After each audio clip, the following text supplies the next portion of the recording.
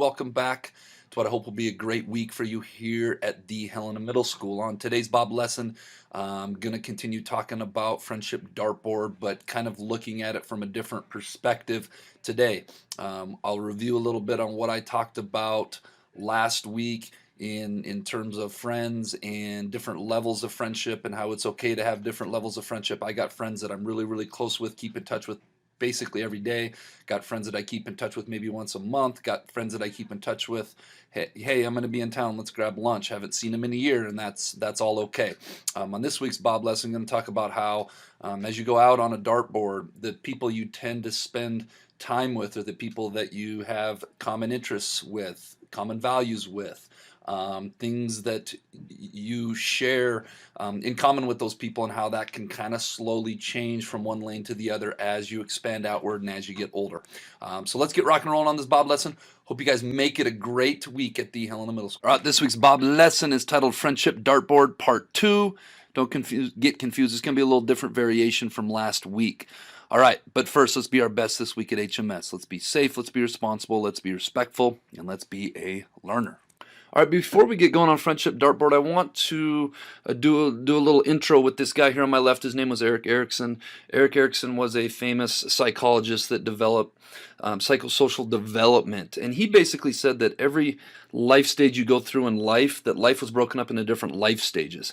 And the life stage that is roughly your guys' age and continues till you're 19 is called identity versus role confusion, or answering the question, who am I?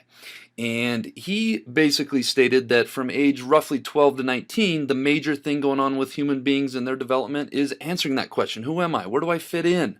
Where am I going in life? What are my interests? What are my strengths? What drives and motivates me? How am I unique from other people? And I think we go through in life and we're always answering these questions, but I think we're really growing and changing at a more rapid rate when people are your guys' age, through age 19. And many of you are probably sitting listening to that right now saying, yeah, that is me.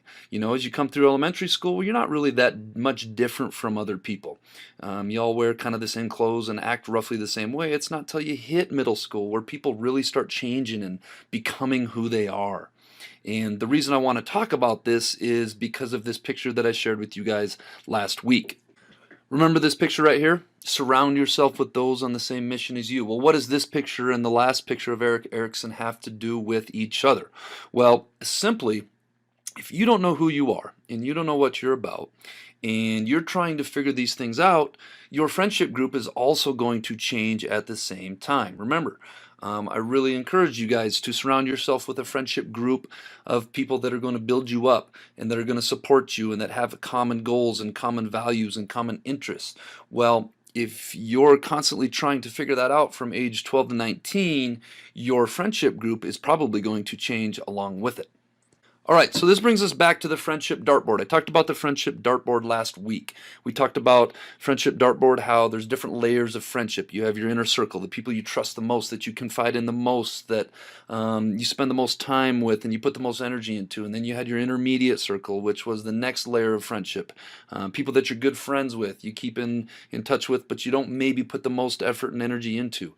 And then your outer circle, which is where most people would fall, and you put the least amount of effort into it. You're still friends. You might not consider people good friends. Well, you'll see my dartboard here. I'm not a great artist. This has been established. Mr. Flato's not a great artist. That's okay. I have other strengths, and maybe artistic ability is one of my weaknesses.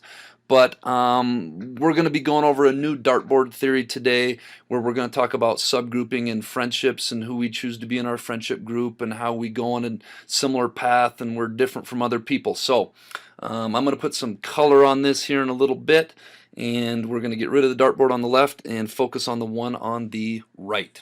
All right, so I've taken this dartboard, put a black background behind it, and put some color to it.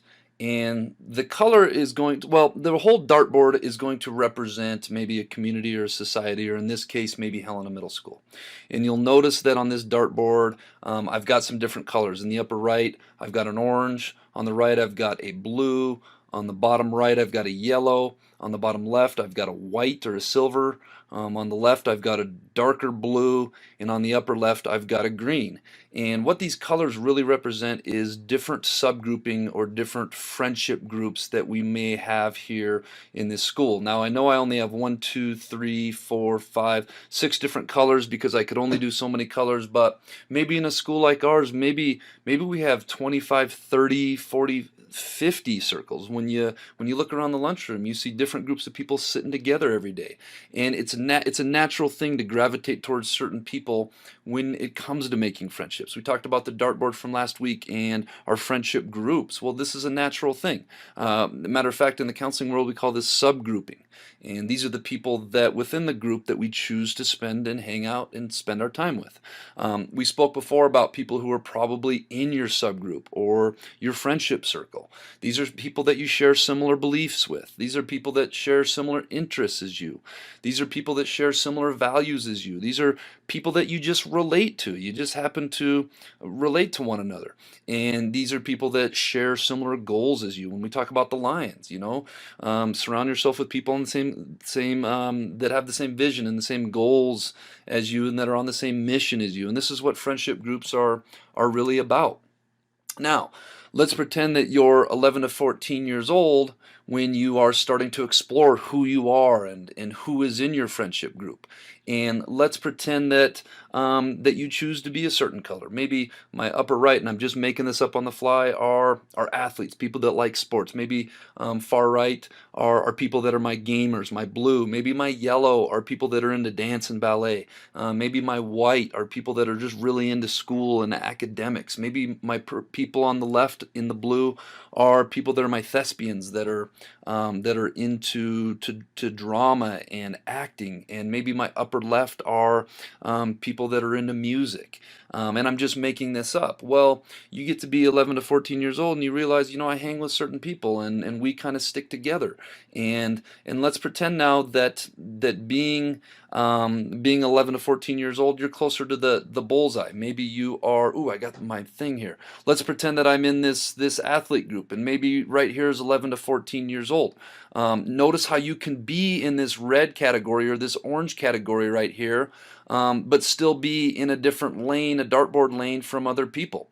Maybe these are my athletes right here, and maybe Joe is here, and Sally is here, and Robert is here, and Melissa is here, and Bethany is here, and Calvin is right here. And we all consider ourselves athletes, but at the same time, we're still our own people. And this means that it is normal to be in a friendship group and still be our own person. That means within our friendship groups, we can be our own people, have our own thoughts and ideas, and still be our own unique individuals. You'll also notice that as you get older, you may remain in the red, or maybe you end up over in the green or the blue.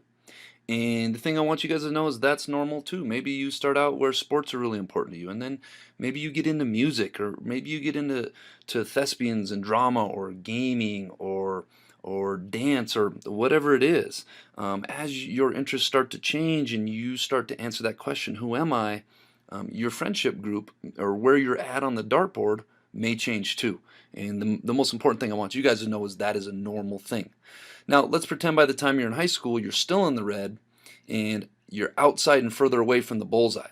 You'll also notice that you're further away from other reds because you're continuing to become your own unique person. So let's pretend that as a middle schooler you were in red and you started here, and maybe your best friend was over here. So you started here, if you can see on my arrow, and your best friend started here. Well, let's pretend that as you get into high school, now all of a sudden you're still in the red, and maybe you're way over far left on your red, and maybe your best friend is over here still in the red. Well, you'll notice that this distance is further away than this distance. And what that really means is you can still be friends with people in your subgroup, and you can still be true to who you are, and you and your friends are still in the same friendship group, but you're becoming your own people, and you guys are growing and you're becoming different. And I want you to know that that's an exciting thing.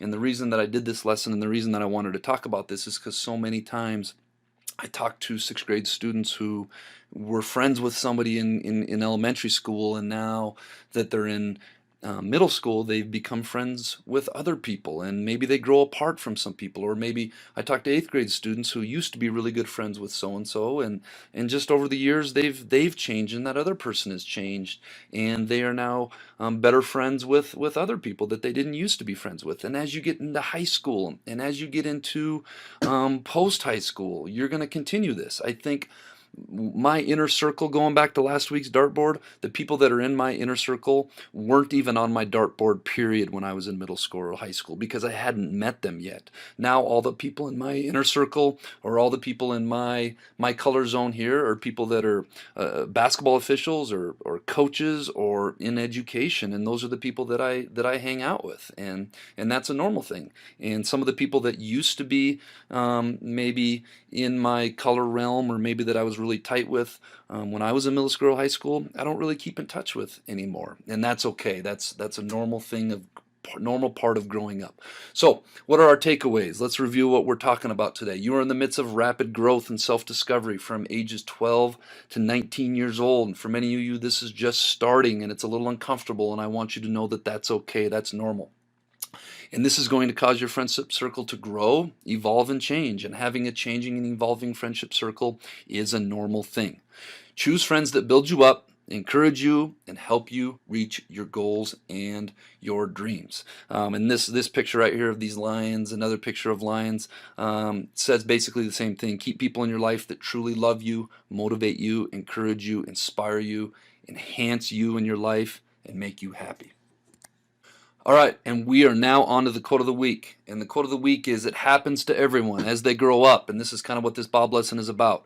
You found out who you are and what you want, and then you realize that people you've known forever don't see things the way you do. So you keep the wonderful memories, but you find yourself moving on and making new friendships, and making new friendships with people that share your same vision, share your same goals, find interest in the same things in life, so on.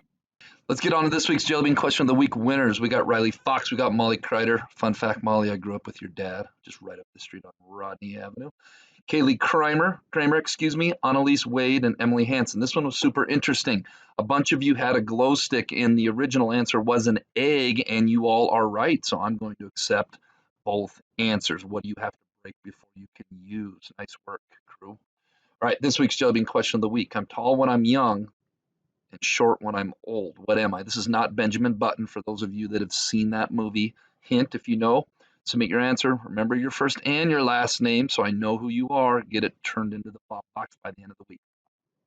All right, Bobcats, let's make a great week. The Helena Middle School.